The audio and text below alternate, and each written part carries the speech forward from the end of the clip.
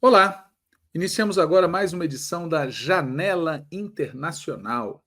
Janela Internacional é um programa da TV Fundação Perseu Abramo, dedicado às questões mundiais, à política externa do governo Lula e à política de relações internacionais do Partido dos Trabalhadores e das Trabalhadoras. Esta edição da Janela Internacional está sendo gravada no dia 2 de junho, que vem a ser uma segunda-feira, por volta das 9 horas da manhã. Mas ela só vai ao ar no dia 4 de junho, que é uma quarta-feira, a partir das 15 horas. Esse programa, essa edição da Janela Internacional, como as anteriores, tem 3 partes. Na primeira parte, eu, Walter Pomar, diretor do Núcleo de Cooperação Internacional da Fundação Perseu Abramo, faço uma espécie de editorial, destacando as questões que julgo mais relevantes. Em seguida, o Fábio Alcuri, que integra a equipe do Núcleo de Cooperação Internacional, faz um panorama detalhado de uma série de questões. E, para finalizar, a gente vai ter um trecho daquele seminário dedicado ao Vietnã. Nós já tivemos um trecho exibido num programa anterior e agora teremos outro trecho exibido. Começando, então, a parte que me cabe neste latifúndio, quero destacar o fato de que no dia 26 de maio, o ministro Alexandre de Moraes, do Supremo Tribunal Federal, abriu um inquérito contra o deputado licenciado Eduardo Bolsonaro. Por quê?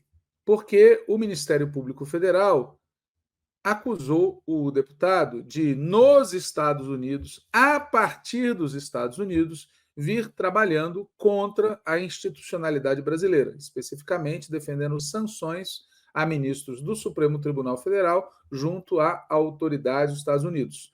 Na prática, isso está sendo compreendido como ingerência estrangeira no Brasil, portanto, algo passível de ser analisado pela Justiça, em particular em se tratando de obstrução, porque existe um processo em curso, esse processo envolve vários integrantes da família cavernícola e, portanto, seria, ademais de intervenção estrangeira, obstrução à justiça.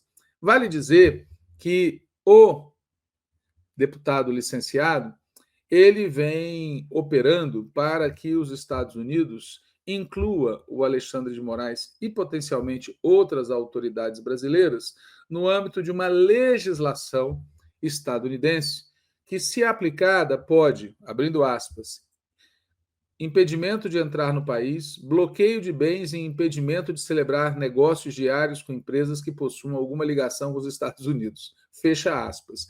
Ou seja, na prática, é uma medida, uma sanção que atinge a autonomia do sistema judiciário brasileiro. Estamos, portanto, diante de uma questão internacional e nacional combinadas. Um segundo tema que eu quero destacar nesse início do Janela Internacional é uma decisão tomada pelo governo britânico, o governo liderado pelo trabalhista Keir Starmer. O governo britânico decidiu retomar o controle de uma operadora de trens que oferece serviços nas regiões de Londres, no sudeste e no sudoeste da Inglaterra. Essa decisão tem uma imensa relevância porque ela, na prática, significa um primeiro passo no sentido da reestatização do serviço ferroviário britânico, que foi privatizado na década de 1990, na onda aberta pela Margaret Thatcher e continuada pelo John Major, e depois continuada pelo Tony Blair, na onda neoliberal, em que privatização parecia ser um bom negócio. Bom, o fato é que a privatização causou danos imensos à sociedade britânica e hoje o governo trabalhista está tendo que iniciar a reestatização, né? Isso está tendo o apoio do Sindicato dos Trabalhadores Ferroviários e está tendo também um apoio da população. Um bom exemplo a ser seguido em países como o nosso, que precisa reestatizar empresas que foram privatizadas durante os anos 90. Entre elas, empresas que nominalmente seguem públicas, mas, na verdade, têm grande parte do seu patrimônio e dos seus lucros abocanhados pelo setor privado, como é o caso da Petrobras. Um terceiro ponto que eu queria tratar aqui nesse início da janela internacional é a situação na Palestina. A situação continua gravíssima, está em curso, como a gente vive repetindo, um genocídio. Mais de 60 mil pessoas já foram assassinadas, civis, mulheres, crianças, e, ademais, o governo Benjamin Netanyahu está publicamente dizendo que vai se apoderar de regiões que pertencem, segundo a ONU, ao Estado palestino. É óbvia a intenção de matar, expulsar ou escravizar os palestinos. Assim sendo, é imperioso que todas as vozes se levantem contra essa operação nazista. Vamos falar, uma operação nazista desencadeada por um Estado terrorista. Foi o que fez o presidente Lula quando participou recentemente de um ato promovido pelo Partido Socialista Brasileiro. O presidente Lula criticou o que está acontecendo na Palestina e leu uma nota do Ministério das Relações Exteriores do Brasil condenando a expansão dos assentamentos israelenses na Cisjordânia. É a nota à imprensa 233 que eu passo a ler. Abre aspas.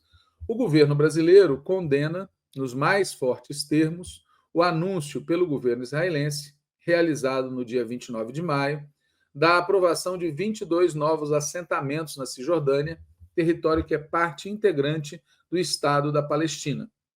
Essa decisão constitui flagrante ilegalidade perante o direito internacional e contraria frontalmente o parecer consultivo da Corte Internacional de Justiça de 19 de julho de 2024, que considerou ilícita a contínua presença de Israel no território palestino ocupado e concluiu ter esse país a obrigação de cessar imediatamente quaisquer novas atividades em assentamentos e de evacuar todos os seus moradores daquele território.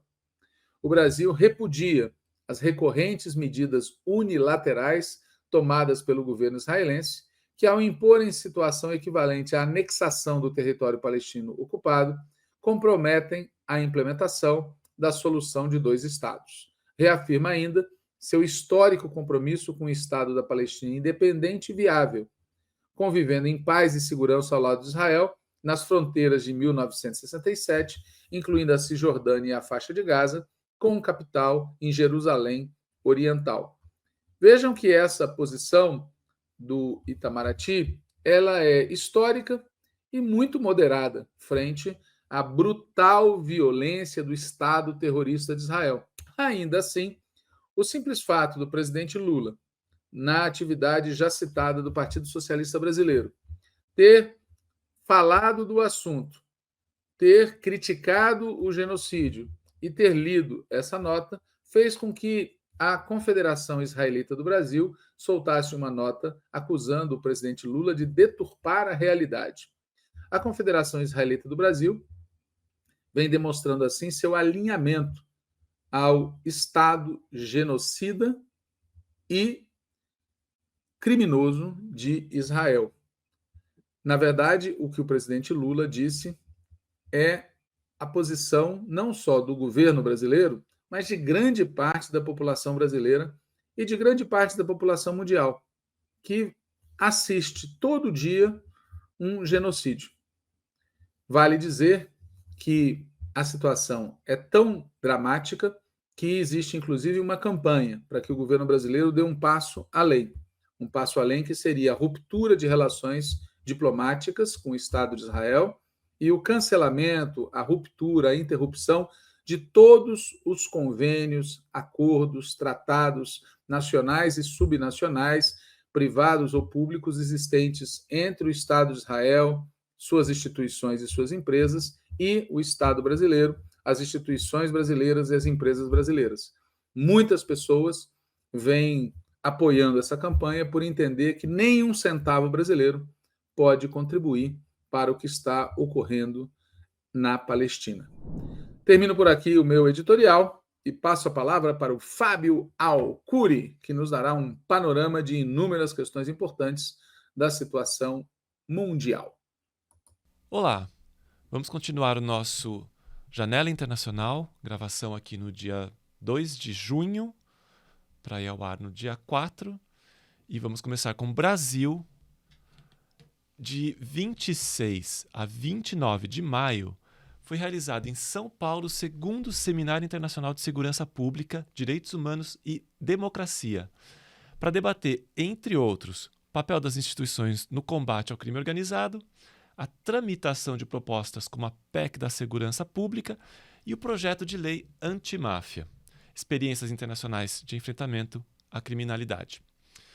O ex-prefeito de Nova York, Bill de Blasio, esteve presente e manifestou preocupação com a pressão dos Estados Unidos para o Brasil classificar as facções Primeiro Comando da Capital, o PCC, e Comando Vermelho, como organizações terroristas. Ele alertou para os riscos de uma possível instrumentalização política dessa classificação, especialmente nesta administração Trump. Segundo Blasio, é possível que Trump use essa classificação de grupos terroristas para objetivos políticos nefastos no Brasil? É possível. Se alguém acha que não, é porque não está prestando atenção. Se eu fosse brasileiro, ficaria preocupado com os Estados Unidos usando algo que deveria ser uma ferramenta jurídica para combater o terrorismo e transformá-la em uma ferramenta política. A proposta dos Estados Unidos visava permitir a aplicação de sanções mais severas contra as facções e reforçar o combate ao crime transnacional, mas o governo brasileiro a rejeitou, argumentando que essas organizações não se enquadram como terroristas na legislação nacional, pois suas ações não têm motivação ideológica, religiosa ou racial, e são voltadas para o lucro por meio de atividades ilícitas. E na Argentina, o governo Milei formalizou a saída do país da Organização Mundial da Saúde, no dia 26 de maio, em comunicado divulgado logo após a visita de Robert Kennedy Jr., secretário de Saúde dos Estados Unidos. O motivo oficial alegado foi o alto gasto para manter a filiação, estimado em 10 milhões de dólares anuais, além de salários, diárias de assessores do representante do país junto à organização. O comunicado também critica a atuação da entidade, que não se baseia em ciência, mas em interesses políticos e estruturas burocráticas, segundo Milei, que, mais uma vez, seguiu o governo Trump, que já havia se retirado da OMS em fevereiro deste ano. E no dia 28 de março, como tem ocorrido há meses às quartas-feiras, aposentados marcharam em frente ao Congresso argentino para exigir aumento das pensões, a volta de medicamentos gratuitos e se opor ao veto do presidente Milei à lei que estabelece o aumento de renda para eles. Também da mesma forma, a resposta do governo não mudou. Forças de segurança federais lançaram gás lacrimogênio e espancaram manifestantes aposentados.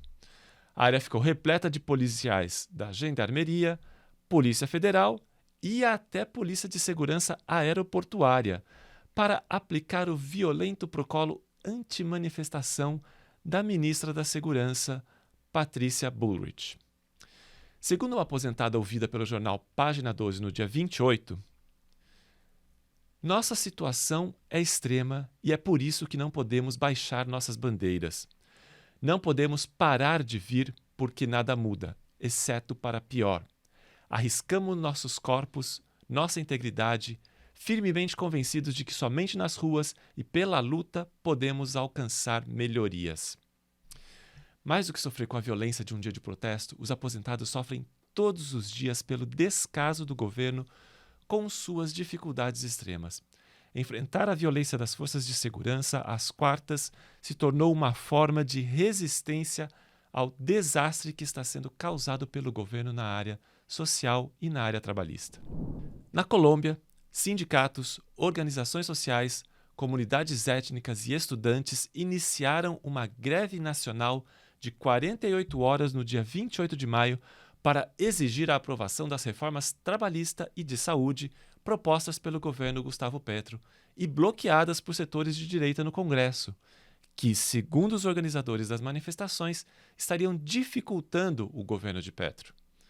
As iniciativas foram sistematicamente bloqueadas no Senado, levando o presidente a propor um referendo como alternativa legislativa direta. O Congresso, no entanto, rejeitou a viabilidade desse referendo, intensificando o confronto institucional. Sindicatos e movimentos sociais denunciaram que o Congresso colombiano se tornou o principal obstáculo ao avanço das reformas e que não representaria mais a vontade popular, mas somente a vontade de uma elite e os interesses empresariais. Nas escolas, professores realizaram oficinas educativas, explicando a alunos e suas famílias a importância das reformas e os obstáculos que enfrentam. Ainda no dia 28, uma comissão do Senado aprovou um texto de reforma trabalhista que incorporava 2 pontos da proposta do governo, referentes ao aumento do valor da hora trabalhada em domingos e feriados e à ampliação do horário noturno a partir das 19 horas. Com essa aprovação, a greve continuou em menor escala no dia 29, com encontros informativos sobre as reformas e assembleias populares. E sobre El Salvador, o congressista democrata dos Estados Unidos, Glenn Ivey, denunciou em redes sociais que as autoridades salvadorenhas negaram seu acesso para visitar o salvadorenho Kilmar Ábrego, deportado pelos Estados Unidos devido a um erro administrativo e transferido para o SECOT, a prisão de segurança máxima em El Salvador. Segundo Ivey, a visita foi notificada com antecedência e acordos formais foram feitos com o embaixador estadunidense e ambos os governos. Ivey também mencionou seu encontro com a embaixadora de El Salvador em Washington para discutir sobre a visita e a possibilidade de encontrar com o vice-presidente Félix Ulloa, que também não ocorreu. O principal objetivo da visita era verificar se Kilmar estava bem e discutir seus direitos legais. O caso contrasta com a recepção dada a Matt Gaetz, ex-congressista dos Estados Unidos, que não só visitou o SECOT, como ainda pôde filmar seu interior e divulgar as imagens em seu programa numa rede conservadora, expondo as condições de preso sem qualquer respeito por sua dignidade. E organizações de direitos humanos denunciaram que ao menos 415 pessoas morreram sob custódia do Estado desde que entrou em vigor o estado de emergência em El Salvador há mais de 3 anos. Também foram presas 85.900 pessoas que supostamente eram membros de gangues ou ligadas a estes grupos. O estado de emergência suspendeu diversos direitos constitucionais, como de ampla defesa, e estendeu a detenção administrativa de 3 para 15 dias. E também foram reportados desaparecimentos e casos de tortura. Vamos agora aos Estados Unidos, onde empresários estão preocupados com a política de deportação de Trump, que tem levado milhares de imigrantes a evitar trabalhar por medo de serem abordados na rua e deportados. Segundo a ABIC, uma coalizão empresarial que defende uma reforma das leis de imigração, alguns setores tiveram perdas críticas devido à grande presença de imigrantes em seus quadros. Cerca de 40% dos funcionários do setor de saúde e 73% no setor rural. A hotelaria é outro exemplo de empresas que não conseguiam encontrar os trabalhadores necessários. Além das consequências econômicas, outro resultado dessa dificuldade foi a flexibilização das restrições ao trabalho infantil. Alguns exemplos. O estado de Ohio reduziu a idade em que os funcionários podem servir bebidas alcoólicas, de modo que menores podem preencher a lacuna em bares e restaurantes. Em Iowa, menores podem realizar trabalhos antes considerados perigosos ou inadequados, como demolição ou fabricação de tijolos. E na Flórida, ocorre um debate sobre um projeto de lei para reduzir limites de trabalho de crianças em idade escolar que, se aprovado, permitirá que elas possam trabalhar a partir dos 14 anos. E o presidente Trump determinou a todas as missões diplomáticas dos Estados Unidos que suspendessem os agendamentos para os vistos de categoria F, J e M, voltados para estudantes e visitantes de intercâmbio. A medida foi tomada para ajustar o serviço a critérios mais rigorosos para a concessão desses tipos de visto, inserindo-se no contexto da nova política de imigração adotada pelo governo, e provocou forte reação dos meios acadêmicos. No entanto, não se aplica aos agendamentos já feitos. O governo chinês protestou sobre essa nova medida e chamou os Estados Unidos a respeitar o direito de estudantes estrangeiros.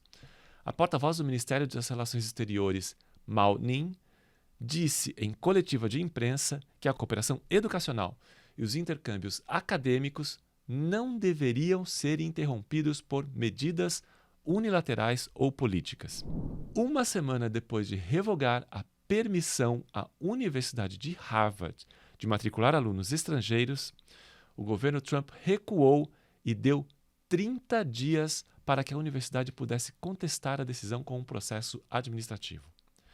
O recuo se deu ante uma interpelação em que a juíza federal Alison Burroughs, de Boston, concordava com uma afirmação da universidade de que a revogação seria prejudicial, uma vez que alunos estrangeiros compõem mais de 25% de seu quadro total de alunos. Harvard também usou a base legal que estabelece um prazo de 30 dias para contestar as alegações do Departamento de Segurança Interna, responsável pela imigração, norma esta do próprio departamento. Ainda sobre Harvard, em 30 de maio, o Departamento de Estado ordenou que todas as suas missões consulares iniciassem uma verificação adicional de requerentes de visto que quisessem viajar para essa instituição para qualquer finalidade, ampliando a repressão de Trump contra ela. A ordem foi enviada por telegrama a todos os postos diplomáticos e consulares, pedindo aos funcionários que identificassem histórico de assédio e violência antissemita dos requerentes. Afirmava também que a universidade havia falhado em manter um ambiente livre de violência e antissemitismo. O governo estadunidense já havia solicitado verificação adicional de requerentes de visto de determinados países, mas agora aplicou esses procedimentos especificamente contra Harvard, somando-se aos bloqueios financeiros já impostos contra a universidade. E em 30 de maio, a Suprema Corte autorizou o governo Trump a revogar o status legal temporário de aproximadamente 532 mil imigrantes cubanos, haitianos, nicaragüenses e venezuelanos, encerrando uma medida estabelecida no governo Biden chamada de liberdade condicional migratória.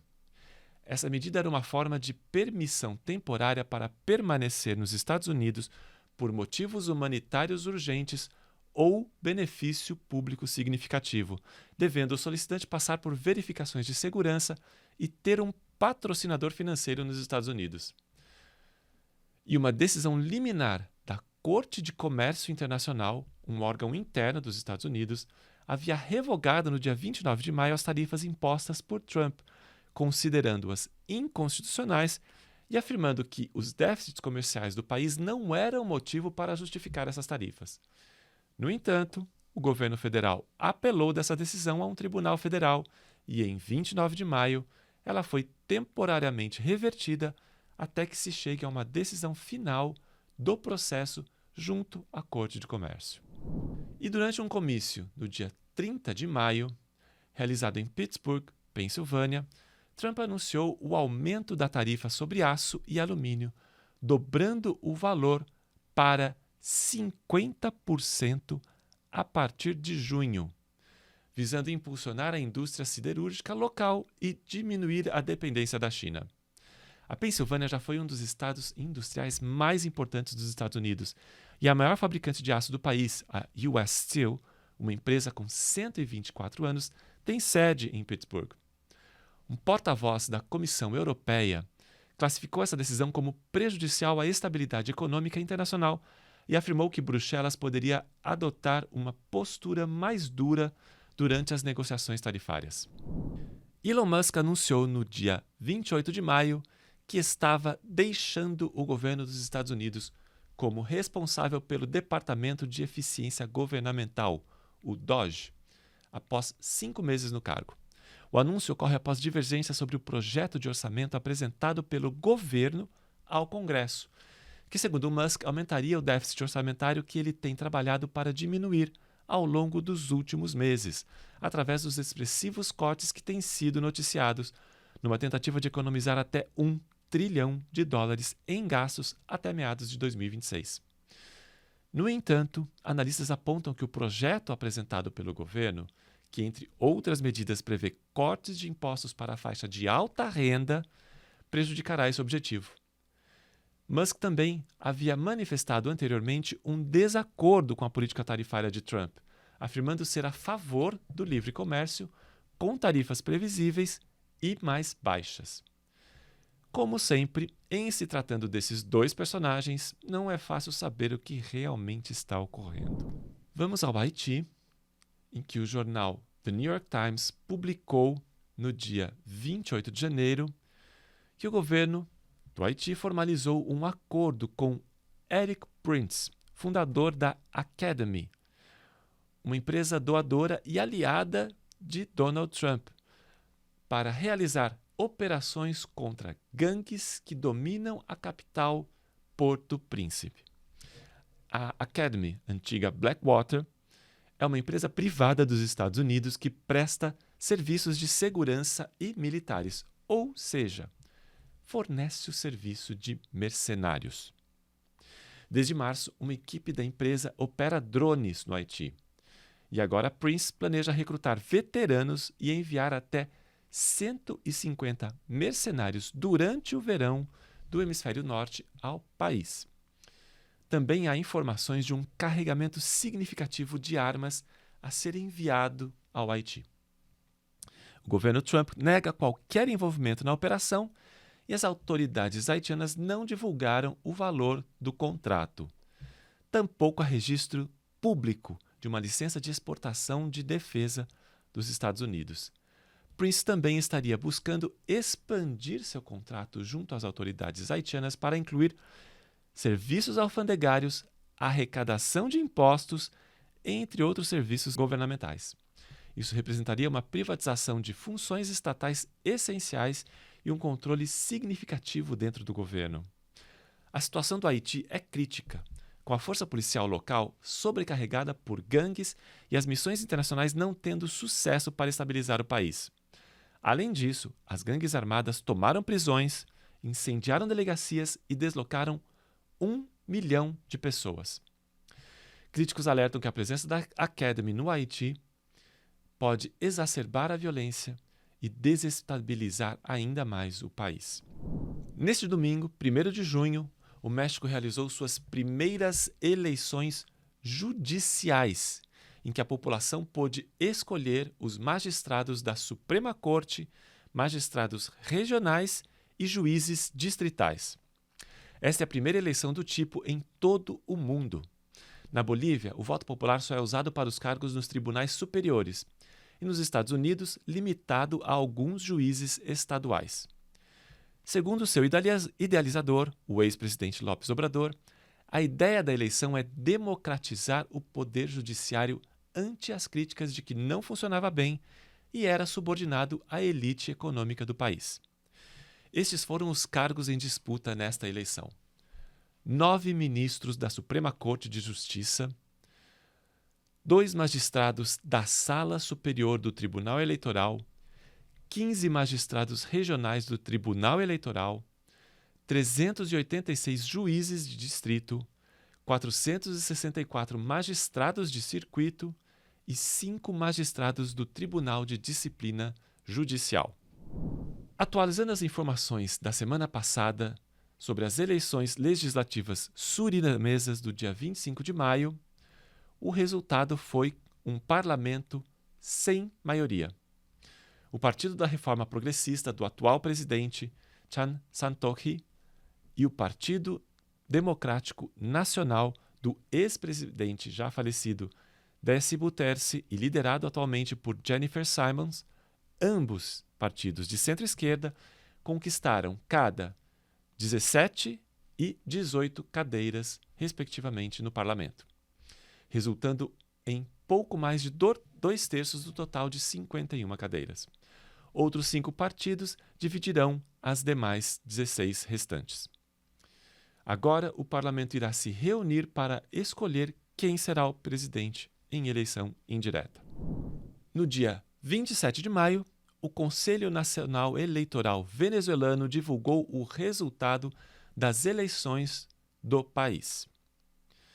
A composição da Assembleia Nacional será Grande Polo Patriótico, uma coalizão que reúne diversos partidos de esquerda, entre eles o PSUV do presidente Nicolás Maduro, terá 253 assentos.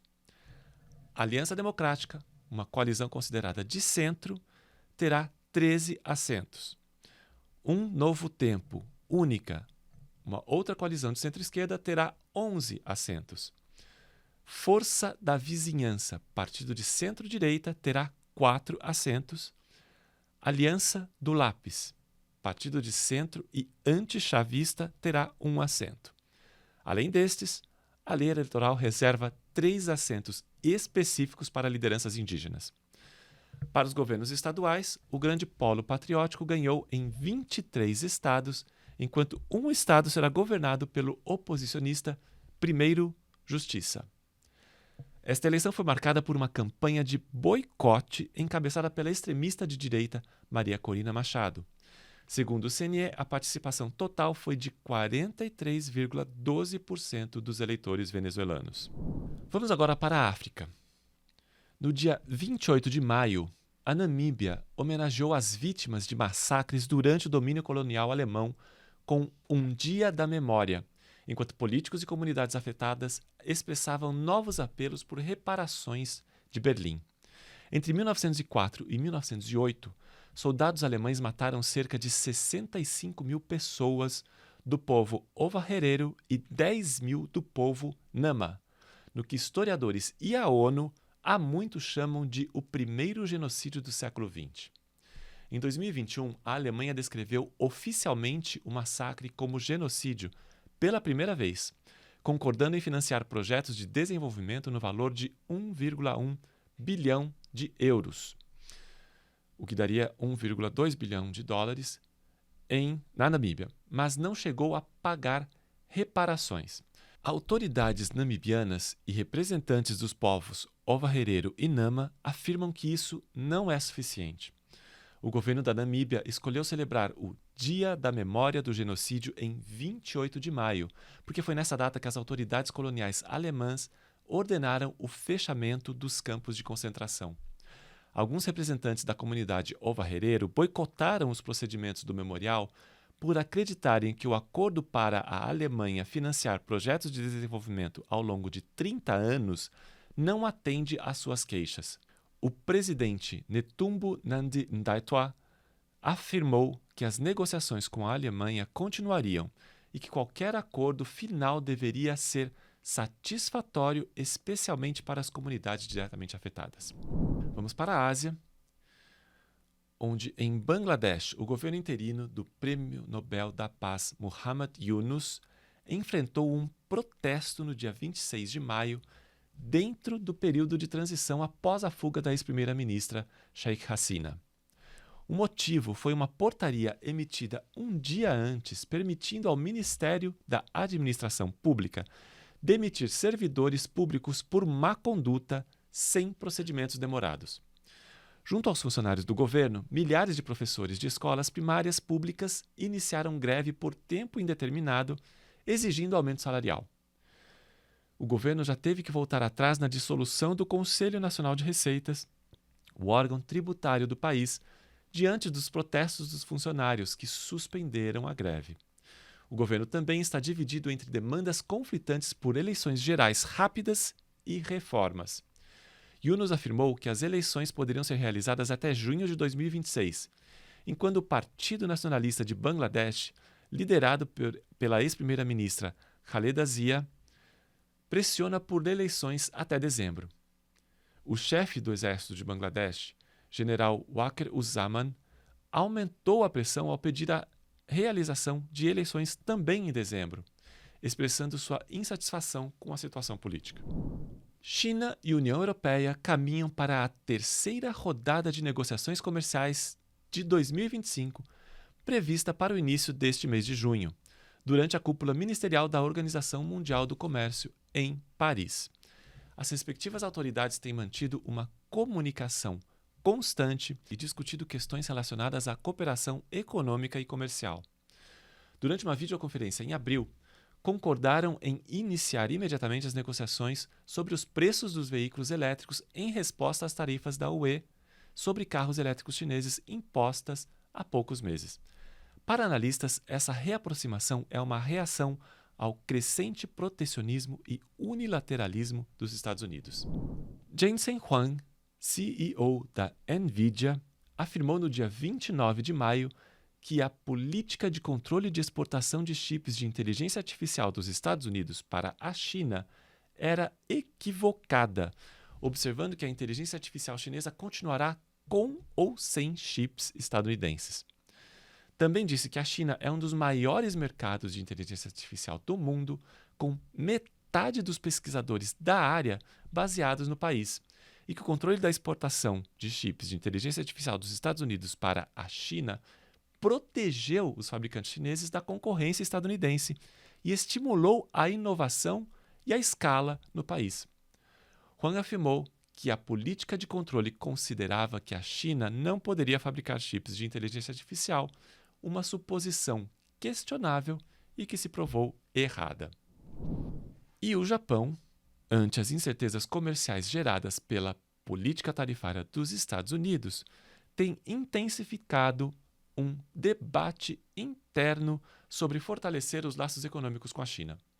Analistas locais avaliam que o país deveria, inclusive, ser mais firme nas negociações com os Estados Unidos, como faz a China, ante possíveis riscos de se submeter ao governo estadunidense, algo que dificilmente seria do interesse econômico japonês. Uma postura como essa levaria o Japão a buscar alternativas para garantir sua inserção comercial internacional e estabilidade econômica. Uma das apostas japonesas tem sido o Acordo Abrangente e Progressivo para a Parceria Transpacífica, que estreita os laços com a região Ásia-Pacífico. Indo para o Oriente Médio. Em Israel, o dia 26 de maio é comemorado pelos sionistas como Dia de Jerusalém, marcando o dia em que Jerusalém Oriental foi ilegalmente ocupada por forças israelenses em 1967.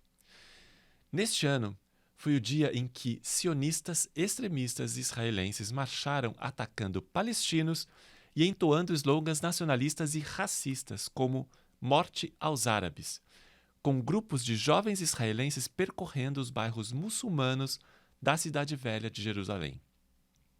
Frequentemente, esta marcha se transforma num evento violento, o que se confirmou este ano com grupos de jovens colonos ilegais na Cisjordânia ocupada, atacando comerciantes e transeuntes palestinos, ativistas israelenses dos direitos humanos, jornalistas e até mesmo policiais.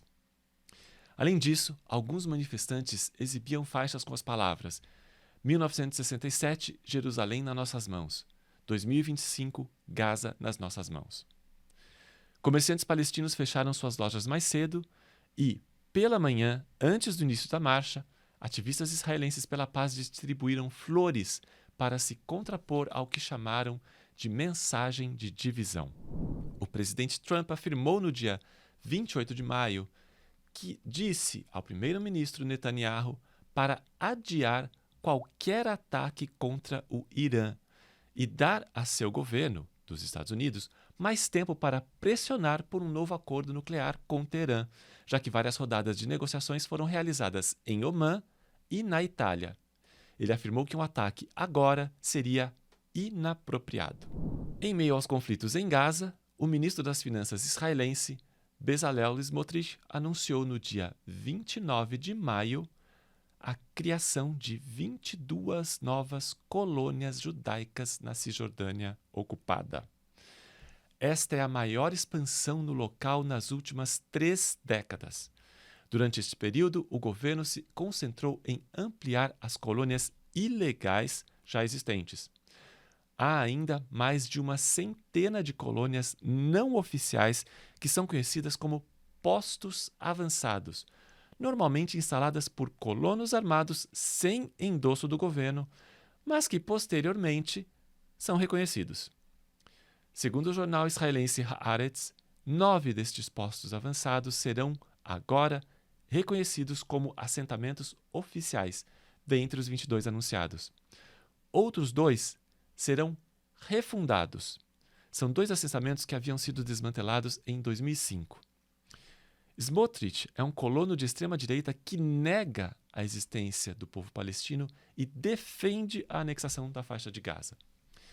Em complemento, o ministro da Defesa Israel Katz disse que essa expansão fortaleceria o domínio sobre a região e a medida era estratégica para impedir o estabelecimento de um Estado palestino. A ONG israelense Peace Now ressaltou que esta é a medida mais abrangente desde os acordos de Oslo e afirmou que a aprovação dessas novas colônias deixa clara a intenção do governo de anexar os territórios ocupados. Um porta-voz da presidência palestina alertou para o perigo dessa expansão e o risco de uma escalada do ciclo de violência e instabilidade. Os governos britânico e jordaniano condenaram a medida. Logo após o anúncio da expansão dos assentamentos, em 30 de maio, o ministro da Defesa Katz deu uma declaração desafiando abertamente as Nações Unidas, ao afirmar que não era possível permitir o surgimento de um Estado palestino na Cisjordânia, ilegalmente ocupada por Israel desde 1967 e, segundo suas palavras, onde se pretende construir o Estado judeu. Vamos tratar agora da Palestina. O ministro das Relações Exteriores espanhol, José Manuel Álvarez, propôs, no dia 25 de maio, a adoção de embargo à venda de armas para Israel como uma forma de pressionar o primeiro-ministro Benjamin Netanyahu a interromper a guerra em Gaza e autorizar a entrada ampla de ajuda humanitária no território palestino.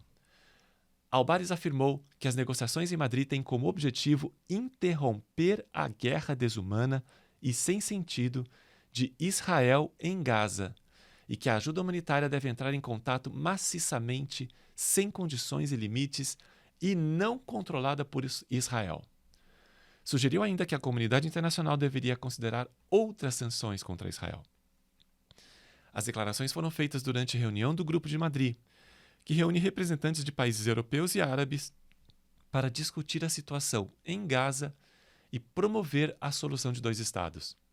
Alguns dos países representados no encontro foram, pela Europa, Espanha, França, Reino Unido, Alemanha, Itália, Noruega, Islândia, Irlanda e Eslovênia, e pelo mundo árabe, Egito, Jordânia, Arábia Saudita, Marrocos, além da Turquia. O Brasil também participa, assim como a Liga Árabe e a Organização para a Cooperação Islâmica.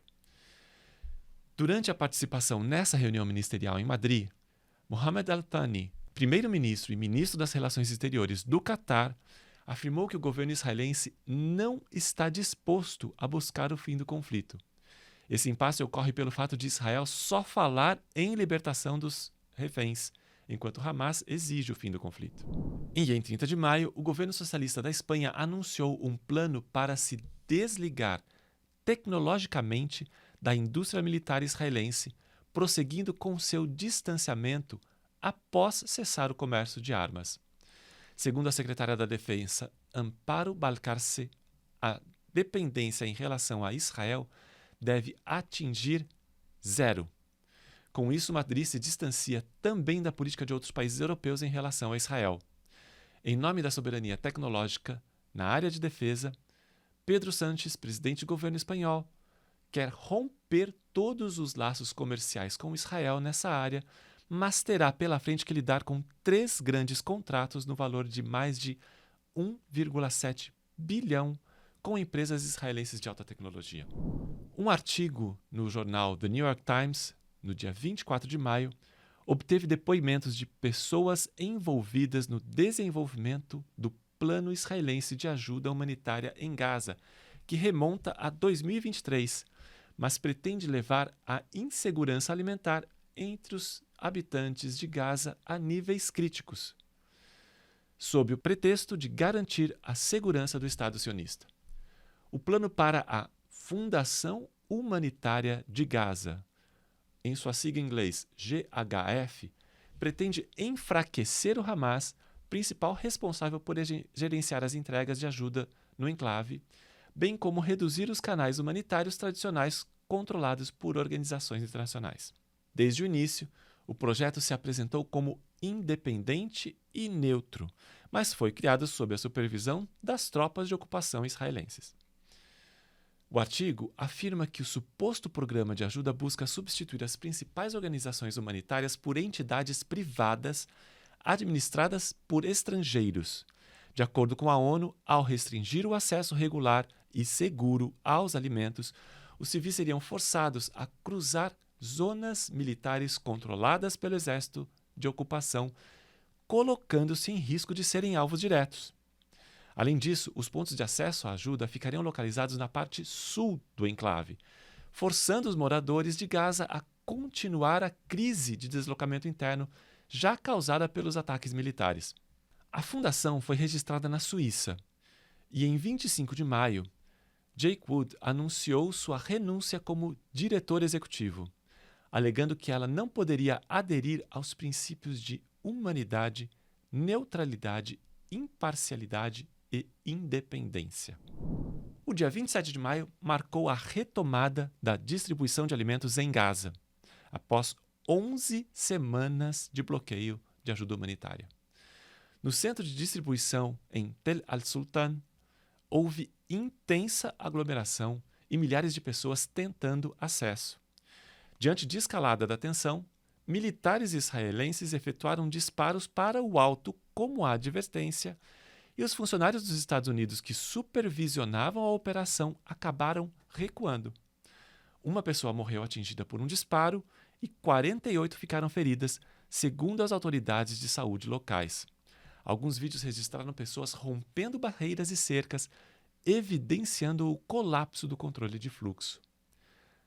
A GHF informou ter distribuído cerca de 8.000 caixas de alimentos ou 462 mil refeições e que sua meta era atingir 1,2 milhão de pessoas, ou cerca de 60% da população local, até 31 de maio. Para piorar a situação, no dia 1º de junho, um dos pontos de distribuição em Rafah, no sul de Gaza, foi atacado pelas forças israelenses, matando ao menos 30 pessoas e ferindo mais de 150. O exército israelense afirmou novamente que suas tropas deram tiros de advertência no local para retomar o controle da área após aglomerações no ponto de distribuição. A bandeira palestina poderá ser hasteada na Organização Mundial da Saúde, após uma vitória simbólica em votação no dia 26 de maio. Uma proposta apresentada por China, Paquistão, Arábia Saudita, entre outros países, durante a Assembleia Anual da OMS em Genebra, foi aprovada por 95 votos a favor, 27 abstenções e somente 4 contrários, a saber, Israel, Hungria, República Tcheca e Alemanha. Essa medida sucede à bem-sucedida candidatura palestina à Assembleia Geral da ONU em 2024 e surge em meio a sinais de que a França poderia reconhecer um Estado palestino. O embaixador de Israel junto à OMS, Daniel Meron, argumentou contra essa resolução, que, segundo ele, corroía os princípios da ONU e a ordem baseada em regras. A questão palestina tem suscitado diversas cartas abertas. No dia 26 de maio, cerca de 300 escritores francófonos publicaram uma carta no jornal Libération, ecoando as conclusões de juristas internacionais e organizações de direitos humanos e exigindo sanções contra Israel, um cessar-fogo imediato e a libertação dos reféns israelenses. A carta também menciona o reconhecimento da palavra genocídio para descrever o que ocorre em Gaza e não simplesmente definir os acontecimentos como horror. Inspirada por ela, quase 380 escritores britânicos e irlandeses publicaram outra carta no dia 27, que começa pedindo a nossas nações e aos povos do mundo que se juntem a nós para acabar com o nosso silêncio e inação coletivos diante do horror. Da mesma forma, faz um apelo para a utilização de palavras justas e a classificação como genocídio das ações de Israel em Gaza. Segundo o texto, o uso dos termos genocídio ou atos de genocídio para descrever o que está acontecendo em Gaza não é mais questionado pelos especialistas jurídicos internacionais ou as organizações de defesa de direitos humanos. Ambos os textos pedem a distribuição imediata e irrestrita de alimentos e ajuda médica em Gaza pela ONU, cessar fogo com garantia de segurança e justiça para todos os palestinos, libertação de todos os reféns israelenses e libertação dos milhares de prisioneiros palestinos arbitrariamente mantidos em prisões israelenses, e sanções ao Estado de Israel caso não atenda ao apelo pelo cessar-fogo imediato. Além disso, as duas cartas mencionam a poetisa palestina Hiba Abu Nada, morta por ataques aéreos israelenses em 20 de outubro de 2023, e seu poema Uma Estrela Disse Ontem, em que imaginou para o povo de Gaza um refúgio cósmico oposto ao constante perigo letal que enfrentam, e um abrigo no qual não seriam mais excluídos da humanidade, como ocorre há décadas.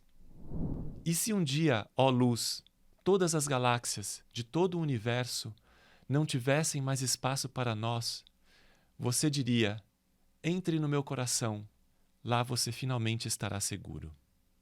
Voltando ao dia 26 de maio, um grupo de mais de 800 advogados acadêmicos e ex-juízes pediu ao governo britânico que tomasse medidas concretas para deter as violações do direito internacional cometidas por Israel.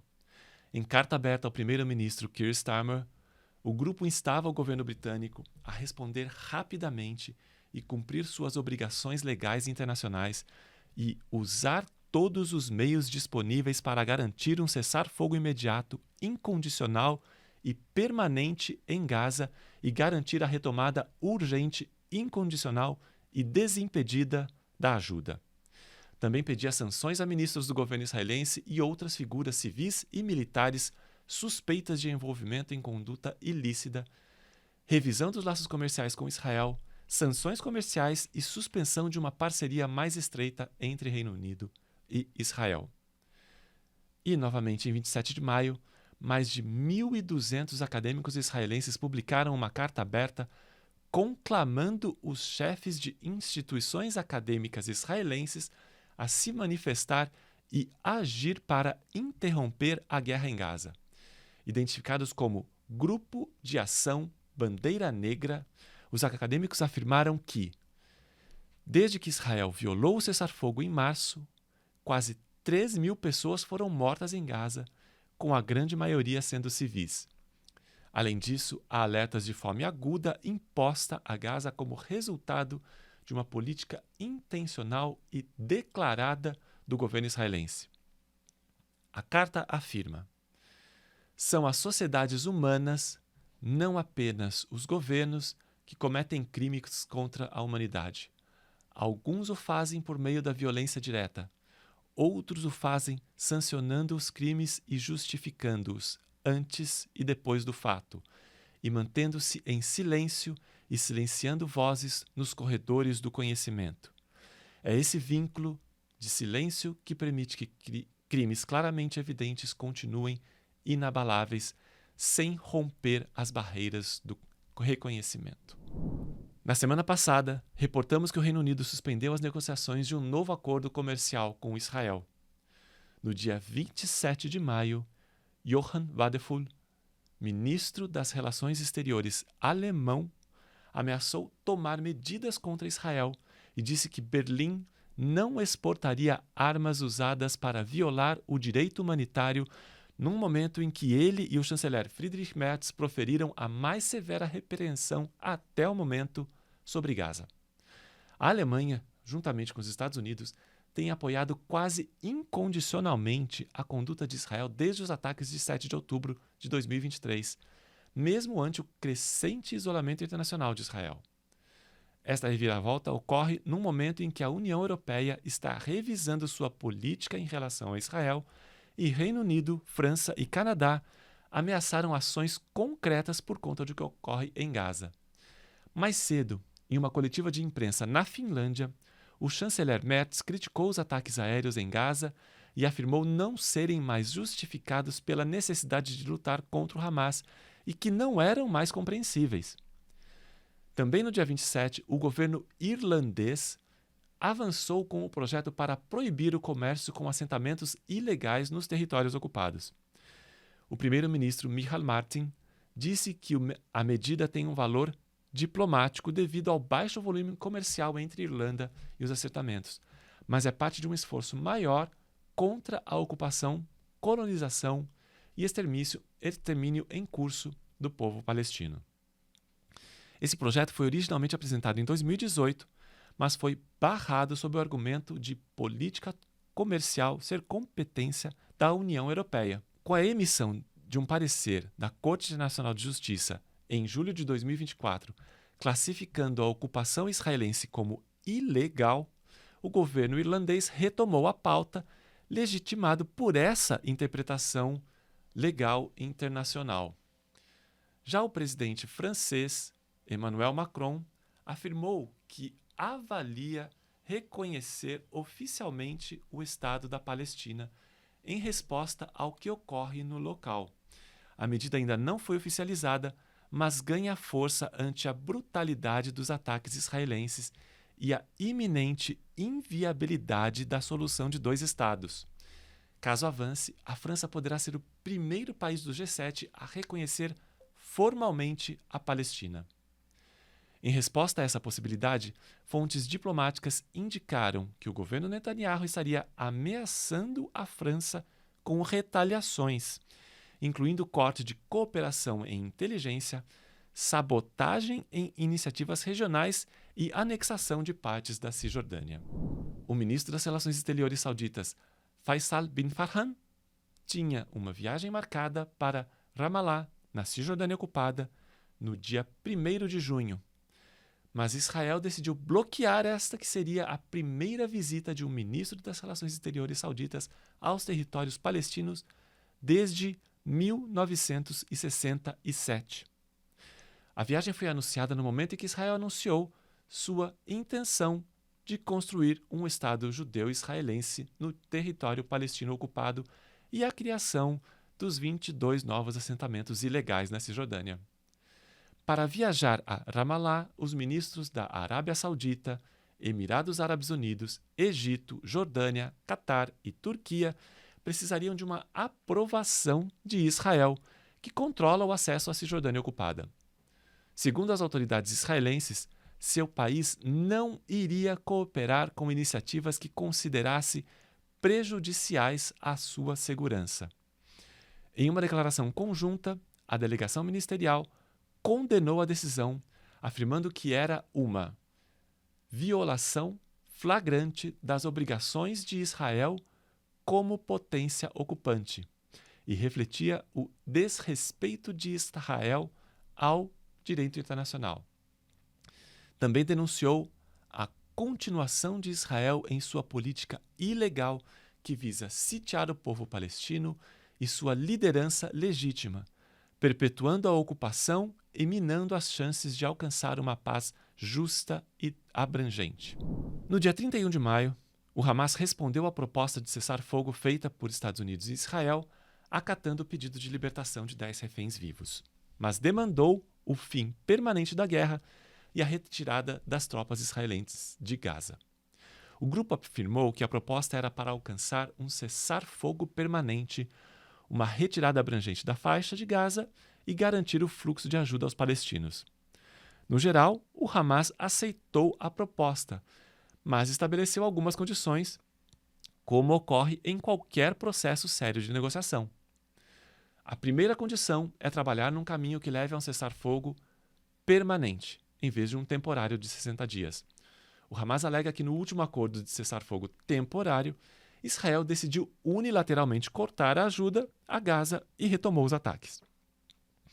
Para evitar um cenário semelhante, quer negociar um cronograma para a libertação dos 10 prisioneiros vivos e 18 corpos de mortos durante o conflito. Witkoff, que é o representante dos Estados Unidos, previa que a libertação ocorresse dentro de uma semana após a pausa de 60 dias. Para o Hamas, o escalonamento da libertação ajudaria a evitar nova retomada de bombardeios por Israel durante o processo. Outro ponto é a retirada total das forças israelenses da faixa de Gaza e a retomada da ajuda e assistência à área sitiada. O Hamas ainda solicitou uma lista definida de tópicos de negociação para evitar o que ocorreu em momentos anteriores, nas quais o primeiro-ministro Netanyahu adicionou cláusulas não previstas, uma atitude considerada por críticos como uma tentativa de inviabilizar as negociações e prolongar a guerra.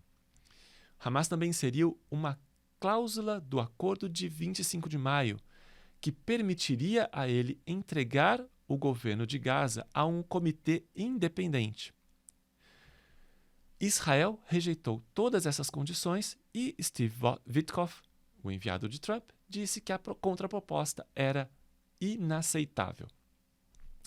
Basicamente, o que vimos aqui foi: Estados Unidos e Israel fizeram uma proposta conjunta, de acordo com suas necessidades, e a entregaram ao Hamas para assinar, sem qualquer processo de negociação real. Quando há uma contraproposta, Estados Unidos e Israel fecham as portas e culpam o Hamas por não aceitar ou dizer que não quer negociar.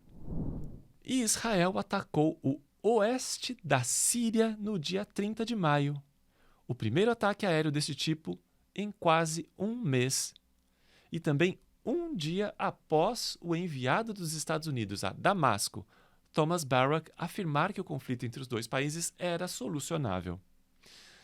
Segundo a mídia estatal síria, uma pessoa morreu e outras 3 ficaram feridas em Latáquia, uma cidade costeira. Também informou que os ataques ocorreram em 3 localidades rurais das províncias de Latáquia e Tartus. Os ataques ocorreram após a Síria reconhecer conversas indiretas com Israel no início de maio para acalmar as tensões entre os dois países. Os militares israelenses assumiram a responsabilidade e afirmaram que atingiram instalações de armazenagem de armas com mísseis costeiros. Disseram ainda que continuarão essas operações para manter a liberdade de ação da região e para eliminar qualquer ameaça a Israel e seus cidadãos. Barak chegou a afirmar no dia anterior que era necessário iniciar um acordo de não agressão e negociar limites e fronteiras. Tecnicamente, Israel e Síria estão em guerra desde 1948, ano da fundação do Estado de Israel. Na Europa, um grupo de 9 países da União Europeia assinou uma carta ao Tribunal Europeu de Direitos Humanos pedindo mais autonomia para expulsar imigrantes. A carta de 22 de maio inclui a radical de direita Giorgia Meloni, primeira-ministra italiana, e Mette Frederiksen, primeira-ministra social-democrata da Dinamarca, e pede uma reinterpretação da Convenção Europeia de Direitos Humanos para facilitar a expulsão de estrangeiros que cometeram crimes. A Convenção Europeia de Direitos Humanos é um tratado redigido e assinado há cerca de 75 anos, logo após a Segunda Guerra Mundial, que estabelece direitos e liberdades fundamentais para os Estados signatários, como proibição de tortura, direito a um julgamento justo e liberdade de expressão. Na década de 60 foi atualizada para proibir a pena de morte. É considerada a espinha dorsal jurídica do Conselho da Europa, principal órgão de direitos humanos do continente e uma organização anterior à União Europeia, que inclui a maioria dos países do continente. Os signatários da Carta ainda incluem Áustria, Letônia, Lituânia, Polônia, Bélgica, Estônia e República Tcheca. A Alemanha propôs no dia 28 de maio algumas medidas para restringir a entrada de certos grupos de refugiados e de seus familiares, e abolir também a chamada cidadania acelerada. No caso da reunificação familiar, haverá restrições para o caso de imigrantes sem status completo de refugiado, mas que tenham permissão para permanecer no país devido à ameaça de perseguição política em seus países de origem. No caso da cidadania acelerada, caiu a regra que permitia a determinadas pessoas solicitar a cidadania em 3 anos, ao invés dos 5 anos regulares. As duas medidas buscam limitar o apelo que a Alemanha tem junto a imigrantes. Empresas alemãs estão adaptando suas políticas de inclusão para aderir às novas políticas adotadas nos Estados Unidos desde o retorno de Trump à presidência e sua abolição das políticas de inclusão nos Estados Unidos, conhecido pela sigla DEI, ou Diversidade, Equidade e Inclusão. Esta mudança de postura não se refere somente às filiais nos Estados Unidos, mas também às localizadas na própria Alemanha, e alegam adotar essa política por medo de perder contratos com os Estados Unidos. A Polônia realizou eleições nesse dia 1º de junho. A disputa ficou entre o pró-europeu e liberal conservador Rafał Trzaskowski e o conservador de direita e eurocético Karol Nawrocki. Até o fechamento desta edição não tínhamos os resultados finais que esperamos trazer no próximo programa. O resultado final das eleições portuguesas de 18 de maio saiu no final do mês e colocou a extrema-direita como segunda força parlamentar após os números da votação no exterior. Das 4 circunscrições, Aliança Democrática e Chega venceram em 2 cada um, e o parlamento português de 230 assentos ficou assim dividido. Aliança Democrática, coligação de centro-direita liderada pelo atual primeiro-ministro Luís Montenegro, 91, saindo de 80 na legislatura anterior. O Chega, de extrema-direita, agora tem 60 contra 50 antes. O Partido Socialista, de centro-esquerda, agora tem 58 deputados, caindo de 78. Iniciativa Liberal, de direita, tem 9, ante os 8 anteriores. O Livre, esquerda e centro-esquerda, tem 6, aumentando 2 em relação aos 4 anteriores. O CDU, que é uma coligação entre o PCP, o Partido Comunista, e os Verdes, que é esquerda, extrema-direita e ambientalista, tem 3, ante os 4 anteriores. O Bloco de Esquerda, como o próprio nome diz que é de esquerda, ficou com 1 deputado, ante os 5 anteriores. O PAN, que é de centro-esquerda e ambientalista, manteve seu único deputado. E Juntos pelo Povo, de centro a centro-esquerda, ganhou 1 deputado ante os 0 anteriores. Luís Montenegro já afirmou que não fará coligação com o Chega e provavelmente terá que fazer um governo de minoria. No dia 25 de maio, a Rússia realizou um forte ataque aéreo na Ucrânia após uma semana de ataques por drones ucranianos. A escalada de violência ocorreu durante as negociações de paz entre os 2 países e chamou até a atenção de Trump, que criticou o ocorrido. Ele chegou a dizer que poderia abandonar a mediação do conflito e impor novas sanções contra a Rússia para aumentar a pressão sobre o Kremlin. O governo russo respondeu a essa manifestação dizendo que este momento de negociação está ligado a uma sobrecarga e reações emocionais. Em meio aos ataques mútuos, o presidente Zelensky propôs a realização de uma reunião trilateral entre ele, Putin e Trump. A Repórteres afirmou: se Putin não estiver satisfeito com uma reunião bilateral, ou se todos quiserem que seja trilateral, não tenho objeções. Estou pronto para qualquer formato. Dmitry Peskov, porta-voz do Kremlin, declarou que não houve mudanças na posição de Moscou sobre um possível encontro entre Putin e Zelensky, que deve ser resultado de acordos específicos entre as respectivas delegações. Vamos falar agora sobre meio ambiente.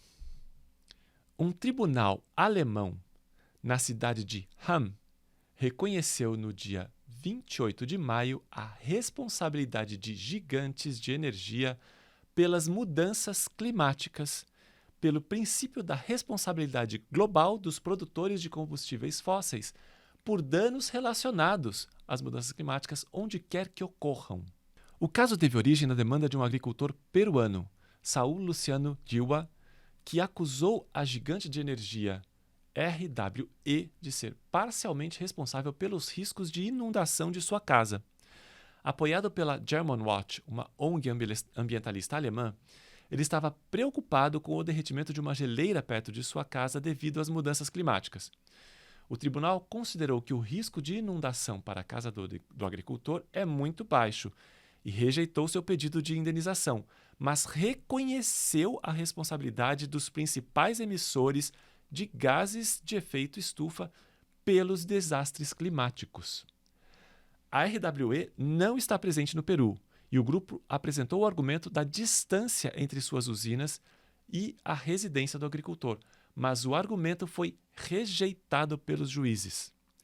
Noah Walker, pesquisador que assessora a equipe jurídica do agricultor peruano, ressaltou que o caso se baseia no princípio de que não são os países do sul global que devem arcar com todo o ônus de lidar com as mudanças climáticas, que deve ser compartilhado com os principais emissores.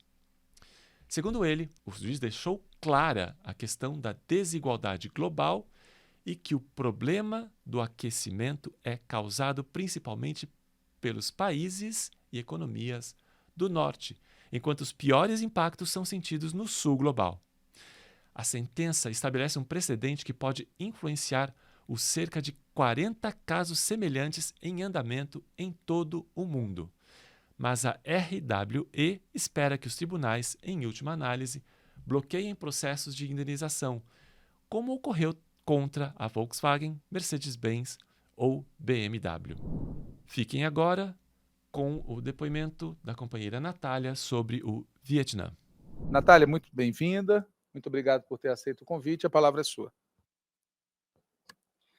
Boa tarde. Muito obrigada pelo convite. Começar por aí, agradecer. Acho que é um grande prazer estar aqui. É um grande prazer poder falar aí sobre a Guerra do Vietnã em geral e ainda mais nesse contexto dessa efeméride, tanto dos 50 anos da guerra, né, quanto que, pensando aqui a apresentação para vocês, exato sobre o contexto em que a gente está vivenciando esses 50 anos do fim da Guerra do Vietnã, que acho que é algo bastante simbólico, talvez seja o termo, né? É muito curioso da gente pensar ali, né, pleno contexto Trump, né, e tudo que a gente tem vivenciado, o fim da Guerra do Vietnã, né? A Guerra do Vietnã, ela é um grande marco na história dos Estados Unidos, um grande marco para a história das esquerdas, como você estava falando, né? E ela é um marco tão simbólico que a gente pensa tanto sobre ela, porque acho que, não sei se vocês concordam, mas acho que é porque ela reflete, sobretudo, um grande marco sobre um declínio dos Estados Unidos, né?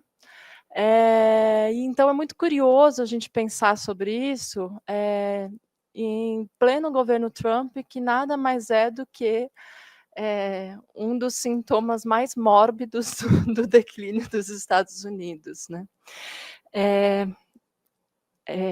Um dia desses alguém estava falando, se temos algum consenso atualmente dentro dos Estados Unidos, é o consenso de que a China é o nosso grande rival, né? Eu até talvez concorde com a fala, mas eu acho que talvez um outro grande consenso que existe atualmente dentro dos Estados Unidos é o consenso de que eles estão declinando, né? Ainda que eles não tenham aí uma interpretação compartilhada sobre esse declínio e sobre o que fazer com ele. Mas, sem dúvida nenhuma, o Trump é uma manifestação disso, criou uma narrativa sobre o declínio que convenceu pessoas o suficiente para ele ser eleito e reeleito.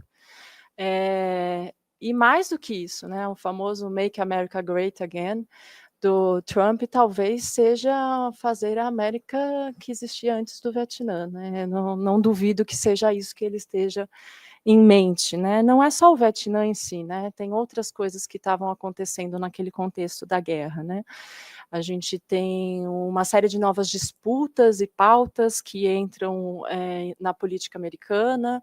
A gente tem a elevação da discussão sobre a questão negra nos Estados Unidos. Isso gera vários conflitos que existem e estão colocados até hoje. Mas o Vietnã, sem dúvida nenhuma, era uma das pautas mais importantes que estavam colocadas ali, né? Então, acho muito interessante a gente voltar a esse tema, que eu considero um tema bastante importante. Aí eu faço um pouquinho da minha apresentação. Então, eu estudei no meu mestrado não, desculpe-me, no meu doutorado, Vietnã, e por isso que fui convidada aqui, né? E acho uma pena, inclusive, que a gente não estude mais, né? Na minha área de relações internacionais, a gente tem uma postura meio presentista, né? A gente sempre está estudando o presente, pouco estudando aí processos do passado, né?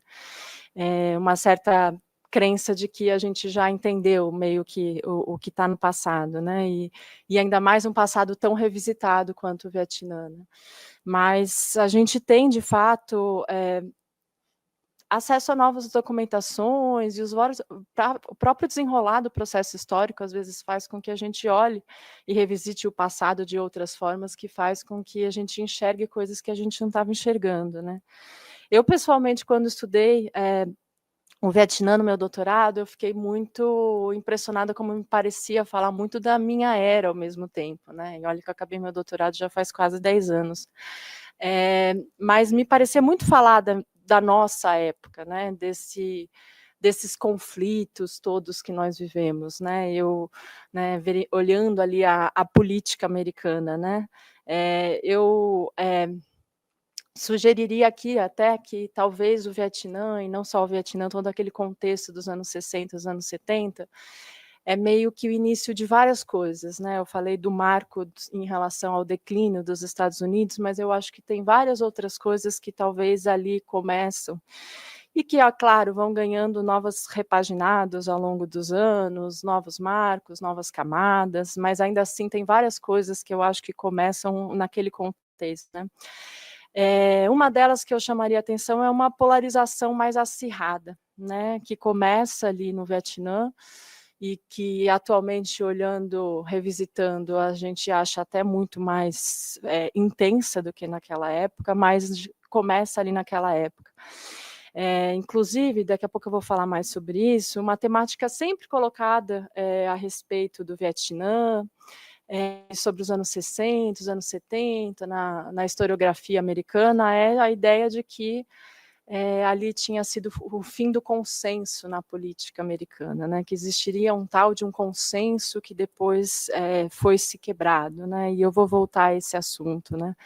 O Vietnã também é um marco muito grande em relação a uma desconfiança, uma descrença no governo americano, né. Até então, o presidente americano, o governo americano era acreditado cegamente pela população, né, você não tinha grandes questionamentos e isso passa a ser de outra forma depois disso, né. Outro marco que eu acho que a gente pode pensar que começa ali é uma disputa mais acirrada entre Congresso e Executivo, né.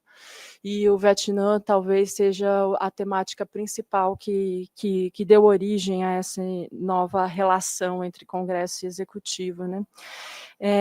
E ainda temos também várias novas pautas que o Vietnã estava entrelaçado a elas, mas não era a única conexão, não era com o Vietnã, que começam naquele contexto, né? A própria, que eu já falei, a elevação da questão racial nos Estados Unidos, se você pegar qualquer jornalzinho daquela época falando sobre a questão negra nos Estados Unidos, você vai encontrar vários textos falando sobre a questão do Vietnã. Assim como se você pegar qualquer jornal daquela época feminista, você vai encontrar vários textos falando sobre o Vietnã. Assim como se você pegar um texto sobre a pauta LGBT, você também vai encontrar vários textos sobre o Vietnã. Porque, de fato, essas questões estavam entrelaçadas, né? A disputa, o conflito, não acho que conflito não é um bom termo, é, a disputa que estava sendo travada contra um Estado militarista era também uma disputa que estava sendo travada contra uma estrutura social racista, machista, entre outras coisas, né? Essas questões estavam sendo travadas ao mesmo tempo naquele contexto, né? Não é à toa, a meu ver, que recentemente a gente tem tido uma produção muito intensa de filmes sobre aquela época, né? Sobre o Vietnã, salvo engano, pensando aqui, eu consegui lembrar de 2, o 7 de Chicago, e já um pouco mais antigo, The Post, do Spielberg, que fala sobre a divulgação dos Pentagon Papers, né, dos documentos do Pentágono, mas você tem, por exemplo, Selma, também, que foi lançado recentemente, Rushing, não sei se vocês já viram, que também é bastante interessante, a respeito de um ativista negro, também ativista anti-guerra Vietnã. A gente tem também dos Panteras Negras, Judas e o Messias Negro, e talvez outros que eu não tenha me recordado recentemente, né?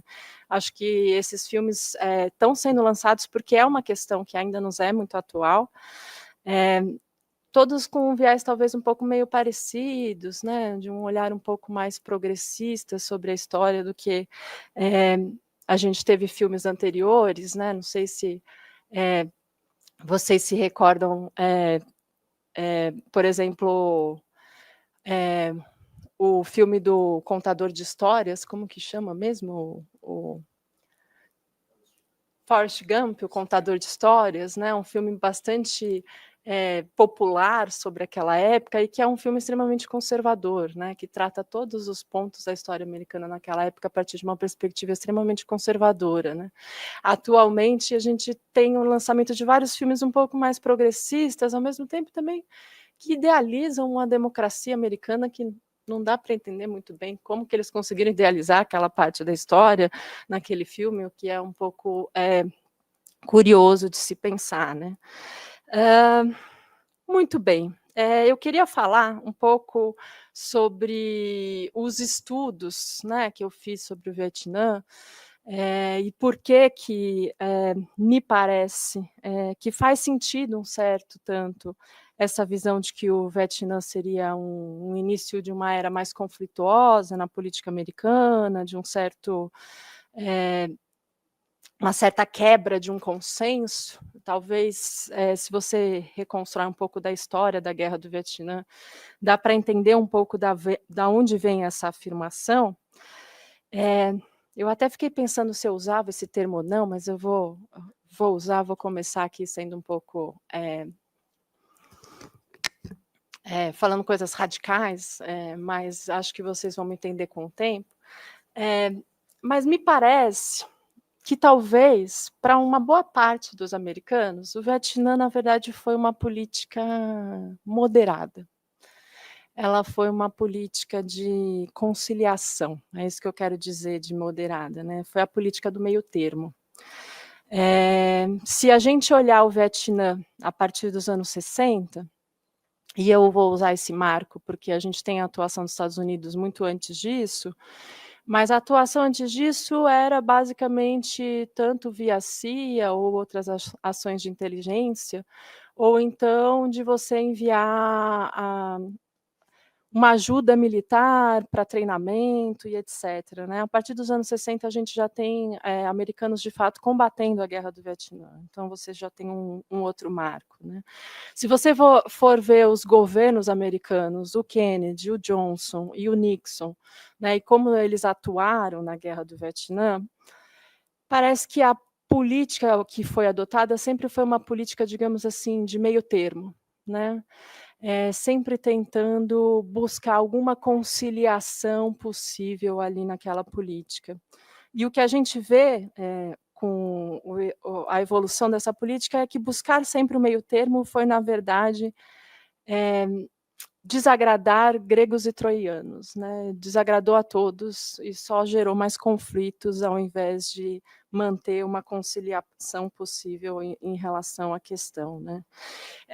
Queria começar um pouco sobre isso, né? Primeiro de tudo, né, sobre aquilo que a gente descobre estudando processos históricos, que já estão supostamente bem explicados, e que a gente vê outras coisas, né? A primeira coisa que me chamou a atenção quando eu estudei Vietnã é que não me parecia, quando você analisa a documentação do governo sobre o Vietnã, não me parecia existir um consenso tão grande de que o Vietnã realmente importava, era importante, que era crucial não perder aquele país. Esse era um debate, era um objeto de debate, não era um consenso. E o que se tentava o tempo todo era chegar a alguma conciliação entre as diferentes visões que se tinha a respeito do Vietnã, né?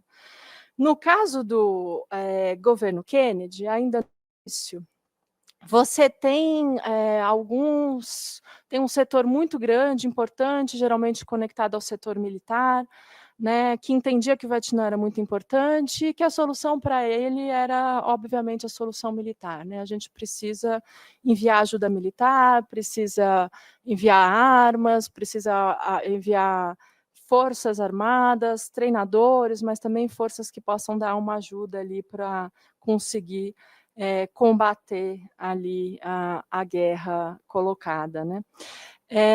Por outro lado, existiam vários atores dentro do governo que não achavam que o Vietnã era tão importante, ou mesmo quando achavam que era importante, não achavam que o combate armado ia levar a lugar nenhum, né? O combate armado não vai conseguir fazer com que a gente tenha qualquer vitória nessa guerra, né? Essa guerra não é uma guerra militar, né? É uma guerra de insurgência, é um outro tipo de guerra.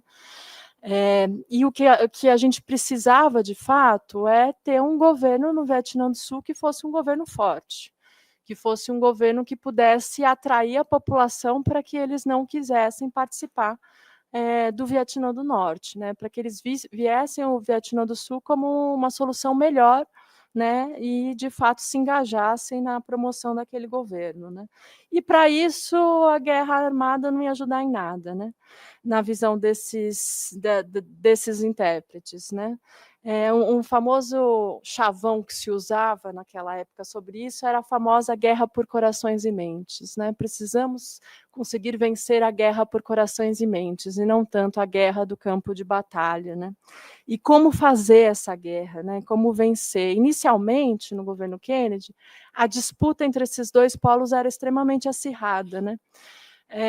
E não se conseguia chegar a lugar nenhum, né? Eu vira e mexe brinco, quando estou falando sobre o assunto, que o início do meu estudo sobre a documentação, né, do governo americano era muito chato, porque aquelas pessoas não chegavam a lugar nenhum sobre aquelas decisões, e eu não aguentava mais ler sobre aquilo, assim, tipo, meu Deus do céu, por favor, tomem uma decisão que está muito chata, muito entediante, acabem logo com essa história. Porque é isso, eles não chegavam a solução nenhuma, né? Demonstra um pouco quanto que o Vietnã não era visto como uma grande importância no governo, senão eles teriam decidido mais fácil, né? Qual que vai ser a solução que eles encontram e que foi uma solução conciliadora, né? Você tem uma conciliação aí. Foi começar as políticas de pacificação no Vietnã, né? No caso do governo Kennedy, chamava Programa Hamlet Estratégico, que é como que se chama a vila no Vietnã, Hamlet. Então, você ia criar uma vila estrategicamente defendida, mas os programas de pacificação eles continuam depois do governo Kennedy, né? Basicamente, qual que era a lógica? Você aterrar fogo em grandes territórios, deslocar a população camponesa para um local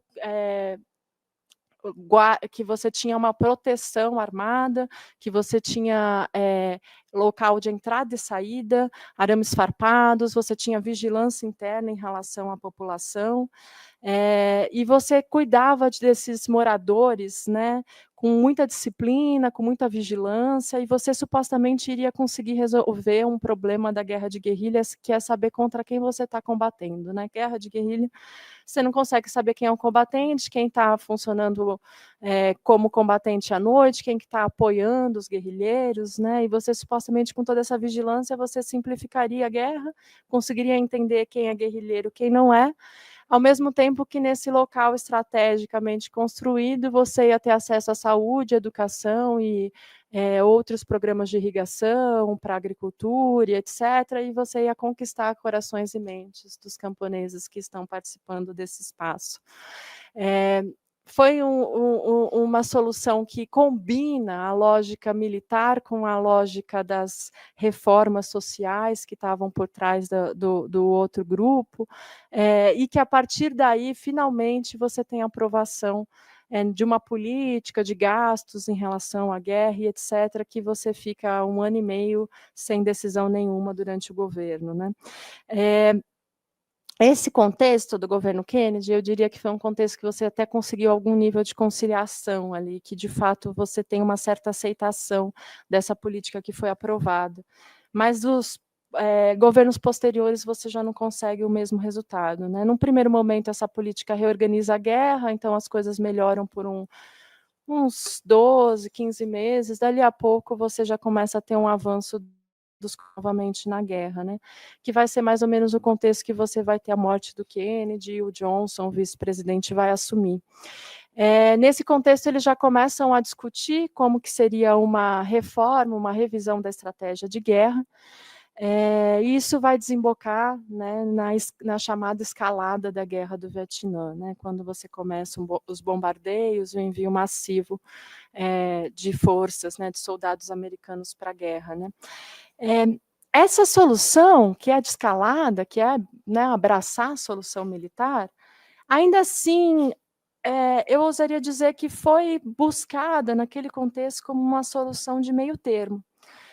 Buscada como uma solução de meio termo no sentido de que você continua vendo internamente nos debates a tentativa de negociar e conciliar, como que você consegue ver ali o quanto que assim que começa a escalada, os bombardeios, o envio de forças, por outro lado, eles também começam a aumentar a ajuda social, o gasto com pacificação e etc. Como se eu fizer um pouquinho de um lado, um pouquinho do outro, quem sabe ambos os lados acabam aceitando e ficando razoavelmente felizes com a solução que foi colocada, né? O que a gente vê, estudando os atores do governo que participaram desse processo, é que essa solução já no governo Johnson já não deu certo, ao contrário do governo Kennedy, né? Ali você já começa a ver alguns atores que ficam extremamente incomodados com a solução que foi colocada, e que passam a rejeitar a Guerra do Vietnã, o que até então não tinha sido adotado para eles. Detalhe que eu estou falando, gente, pessoas extremamente moderadas, pessoas que estão de dentro do governo, eu nem estou falando de pessoas que já tinham uma crítica militar ao militarismo ou algo do estilo, né? Um ator menos relevante que eu estudei na época do meu doutorado, mas que foi importante para a revista que eu estudava, era o James C. Thompson, que participou de todo o processo, ele era um dos assistentes que estavam envolvidos ali diretamente na projeção da escalada da Guerra do Vietnã. Então, ele participou de todas as reuniões de alta escala sobre isso, né? E ele vai cada vez mais ficando totalmente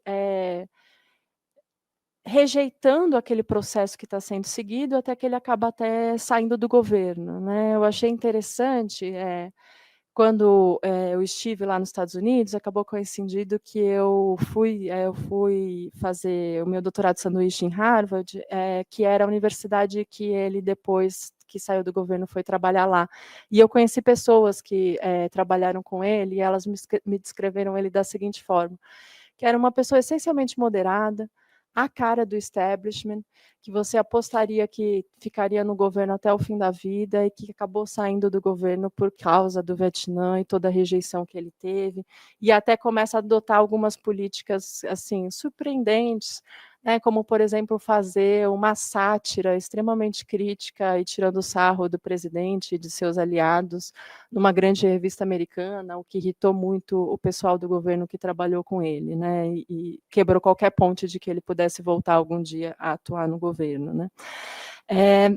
Mas a gente pode pensar em outros nomes que também têm a ver com isso, mais conhecidos. Um deles que eu pensaria, obviamente, seria justamente o responsável pelo vazamento dos documentos do Pentágono, o Pentagon Paper, o Daniel Ellsberg.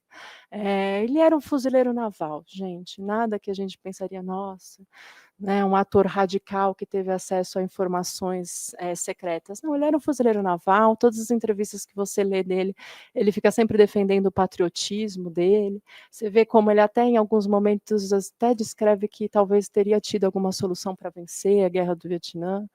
E ainda assim, ele é alguém que vaza documentos secretos do governo porque simplesmente não aguentava mais ver a continuidade daquela guerra, né? Simplesmente opta por soluções, digamos, mais radicais, porque achava que a guerra tinha que ter fim, né? Ele vai fazer isso justamente no governo Nixon, e porque o governo Nixon vai escalar ainda mais a guerra do Vietnã, né? A gente tem, de novo, uma deterioração das condições da guerra do Vietnã, e o governo Nixon assume.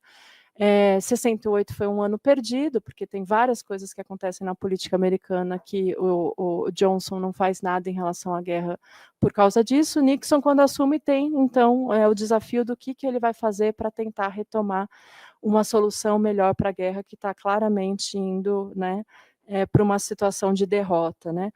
O Nixon, e aí vai um momento radical da fala, o Nixon, apesar de ser o Nixon, né, e, enfim, isso já deve explicar um certo tanto, ele ainda assim tenta algum nível de conciliação possível em torno da guerra. Em que medida? Na medida que a estratégia dele, embora seja uma estratégia de escalada, era uma estratégia que também reduzia o nível de rejeição que se tinha naquele contexto em relação à guerra, né? Ela é uma estratégia de escalada, porque ela é uma estratégia que aumenta ainda mais o nível de bombardeamento, não só bombardeamento do norte do Vietnã do Norte, como também ele expande para Laos e Camboja. Vale aqui um adendo, né? A gente chama de Guerra do Vietnã, mas Laos, Camboja e Indonésia e outros países se irritam profundamente com isso, porque o número de refugiados, de mortos que eles sofreram e etc., né, para eles nem sequer estarem incluídos na guerra, no nome que ela tem, né, realmente é uma coisa chocante, né? Então ele expande a guerra para além do Vietnã, ele aumenta o número de bombardeios, você tem mais bombardeios dos Estados Unidos no Vietnã do que o dos Estados Unidos utilizou durante toda a Segunda Guerra Mundial, né? Isso é um marco muito importante de ser colocado, né? E mais do que isso, né? Ele tinha a coisa da teoria do homem louco, né? Do madman, né? De que ele se colocava o tempo todo como alguém que poderia tomar decisões irresponsáveis se o Vietnã não cedesse, o Vietnã do Norte não cedesse, né? Para tentar, de alguma forma, conseguir gerar uma negociação positiva, né? E isso era desde ficar falando que ele podia tomar medidas decisivas, mas também os diplomatas dele falando que ele podia tomar medidas extremas, mas concretamente você tinha algumas ameaças claras de que essas medidas extremas poderiam ser o uso de armas nucleares, né?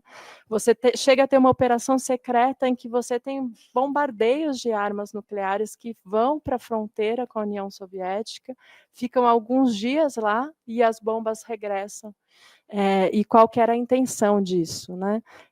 Pressionar para que a União Soviética, de fato, colocasse para o Vietnã do Norte que eles tinham que ceder, que o Nixon era louco e que ele podia tomar uma decisão drástica, né? Então, de fato, eles tinham que ceder, né? Então, num certo sentido, ele escala bastante a guerra, o Nixon, mas enquanto ele está fazendo tudo isso, ele está fazendo o que a gente chama de vietnamização da guerra, né? Como ele aumenta os bombardeios, ele retira o número de tropas americanas na guerra. Quando ele reduz o número de tropas americanas na guerra, isso reduz o número de mortos americanos.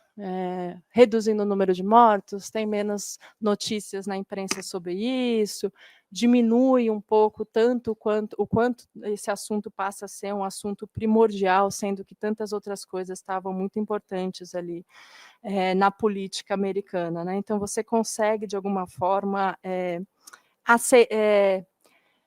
lidar um pouco com os questionamentos e as demandas que estavam sendo feitas pelo movimento anti-guerra, né? É claro que isso não foi satisfatório o suficiente, e é claro que tudo isso, né, desde da escalada que estava acontecendo no governo Johnson, vai significando, como eu falei, com que ambos os lados, o que achava que tinha uma solução para a guerra do Vietnã, e essa solução era militarista, e o lado que, se em algum momento acreditou na guerra do Vietnã, definitivamente não acreditava mais e não entendia por que sequer eles tinham ido para lá, ambos os lados vão se mantendo e ficando cada vez mais insatisfeitos com a guerra, né? Isso ajuda a gente a entender por que a guerra é tão conflituosa e que a gente pode falar que é um início de um conflito maior, de uma polarização maior na política americana, numa disputa maior entre Congresso e Executivo, né? Se você volta a ver os debates sobre a guerra, você vê que claramente muitos acreditam que a guerra ainda poderia ter tido uma solução, poderia ter tido uma vitória, ou apontam claramente que a culpa foi do Congresso, porque o Congresso começa a aprovar medidas para cada vez mais tornar mais difícil que o presidente americano continuasse a guerra sem aprovações do Congresso, né? Assim como a gente tem a visão contrária, né? Que, de fato, toda a arbitrariedade da presidência americana, que foi a guerra sem, né, segundo a legislação, a Constituição americana, qualquer ato de guerra precisaria de aprovação do Congresso, né? E você não teve essa aprovação, né? Que foi a guerra sem qualquer aprovação, é que você teria, de fato, uma presidência arbitrária que estaria por trás de tudo aquilo, né? Esse conflito, ele continua se acirrando, você tem uma guerra que continua sendo vivida por muito tempo depois, eu só não diria que intensamente até hoje, porque outros conflitos se transformaram em mais importantes com o tempo, né? Mas a gente tem, sim, camadas de disputa, né, que vão se somando e que a gente consegue retomar várias coisas da política americana a um início ali naquele contexto, né? Para fechar, pensando um pouco mais sobre o nosso contexto, pensando um pouco mais da guerra a partir desse contexto que a gente vive, me parece que sim, há outras camadas de disputa na nossa realidade que fazem com que aquilo que se iniciou com a Guerra do Vietnã e outros processos daquele contexto se transformou em ainda mais intenso, né?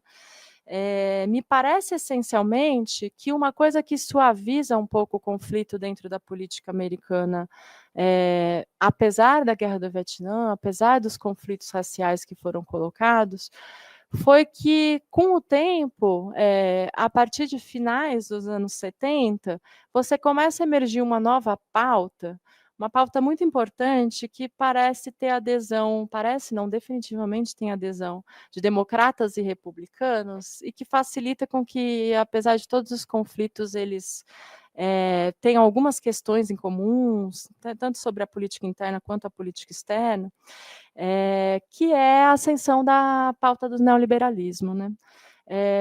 Uma vez que isso começa a surgir como uma pauta possível, frente até aos problemas da estagflação que eles estão sofrendo naquele contexto, e isso começa a ter uma adesão de democratas e republicanos, algumas medidas disso que a gente chama de neoliberais começaram, na verdade, com o governo Carter, não foi nem com o governo Reagan, assim como, ao mesmo tempo que o Reagan, governador da Califórnia, não o Reagan presidente, estava adotando medidas neoliberais, tinham outros governadores democratas adotando medidas muito similares em outros estados, inclusive em Massachusetts, que é considerado um bastião do progressismo nos Estados Unidos.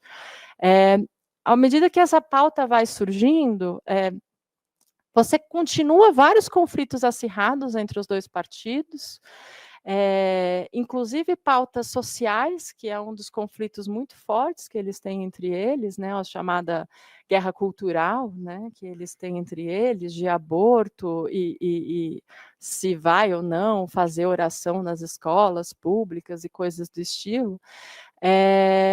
Mas, ao mesmo tempo, você tinha algumas coisas em comuns, mínimas, que fazia com que essa política continuasse minimamente funcionando.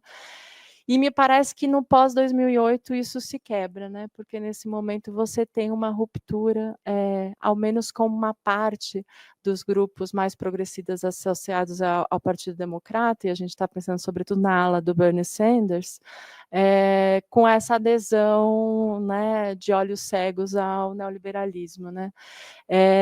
Ao mesmo tempo que, por outro lado, a gente tem entre grupos mais ligados ao Trump, né, o contrário, né, um abraço cada vez mais mortal, vamos até a morte com o barco neoliberal, mesmo que ele afunde, a gente está dentro dele, não importa para onde ele vá, né? Então, cada vez isso vai fazendo com que você tenha atualmente numa política americana um conflito ainda mais acirrado, que não pode ser inteiramente explicado só se a gente começar a partir da Guerra do Vietnã, mas eu realmente acho que o Vietnã é um pouco o início de tudo isso, né? E que ficou, para mim, foi realmente uma experiência de formação muito grande, poder estudar ao longo de anos a Guerra do Vietnã e o impacto na política americana. E sempre que eu volto a parar, que nem essa oportunidade aqui, para pensar sobre ela, eu ainda acho que ela explica e nos ajuda a entender muitas coisas. Bom, quem começa não sabe ainda o que os outros vão falar, né? Mas eu fico aí na espera para também intercalar com outros debates. Muito obrigada de novo. Muito bem, obrigado, Natália Mello. Para quem começou a acompanhar no meio da exposição dela, a Natália é professora de Relações Internacionais na Pontifícia Universidade Católica.